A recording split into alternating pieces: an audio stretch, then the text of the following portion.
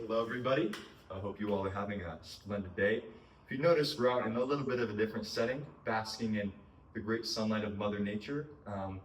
And so on that note, we are continuing on from our previous video, which was graced by the presence of Bartholomew.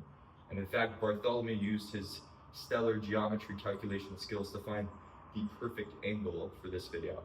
So I, of course, thank my best student for that. And now we're going to be talking about the applications of that great theorem that I was glazing in the previous video, the fundamental theorem of linear maps. And if you recall, that was just that the dimension of V, again, we have some kind of linear map T, the dimension of sort of that domain space of that linear map, V, is equal to the dimension of the null of that linear map, plus the dimension of the range of that linear map. Okay, so how do we apply that? Because if I was glazing it so much, there has to be a reason. Well, it allows us to prove some results really easily. So I'm gonna give you guys an example of that. So let's first gain some intuition about this result. So let's consider like this massive space, all right? Let's call that space V, of course. Then some teensy-weensy space W, okay? And then we have some linear mapping from that space V to W, okay? Now if you think about it, we're trying to squeeze all of these elements in V to this smaller space W. So wouldn't that entail that some points have to get mapped to a single point? We have to give that up, right? Because if every single point mapped to a different point, we don't have space for all that in W, right? W is small, it has fewer elements. So doesn't that just mean there's no T that's injective? Because to be injective, you have to be one-to-one. And by our reasoning, like, how can something be one-to-one here? So we're gonna prove that rigorously, that in this case, and how are we defining bigger or smaller? We're just using dimension because this is linear algebra. We're not using size because a lot of sets include infinitely many elements. I mean, look at R. Like, there's a lot of sets with infinitely many elements. So it's hard to kind of compare those, but that's more real analysis and you guys can go research that if you want. So this is a proposition, right, that if the dimension of V is strictly less than, I should say strictly greater than the dimension of W, then no T from V to W, I should say, is injective. Okay, so let's prove that really quickly. It's very simple. So very simple proof, okay?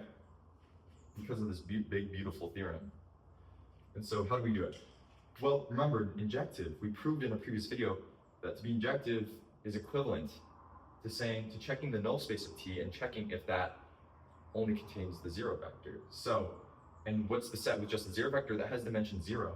So if we prove that the dimension of the null space of T always has dimension greater than 0, then, well, we're done, right? We've shown that it can't be injected.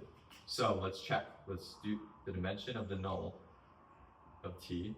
Well, let's use that. We just subtract off the range is equal to dimension V minus the dimension of the range of T.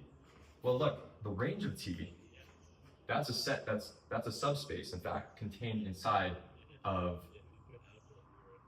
W. So the dimension in particular has to be less than the dimension of W.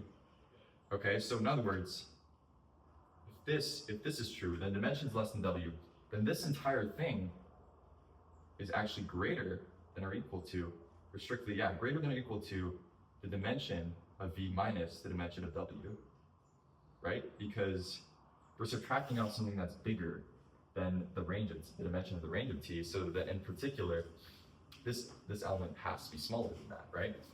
Well, what is this? Well, since the dimension of V is strictly greater by assumption than the dimension of W, then this has to be strictly greater than 0. And so that's exactly what we wanted to prove, and that completes that proof for you. And so in the next video, we're actually going to be proving a second result, which is very analogous to this, but involving surjective functions. So I highly encourage you to sort of try to surmise what that theorem could be. And once you make a guess, hop on to the next video.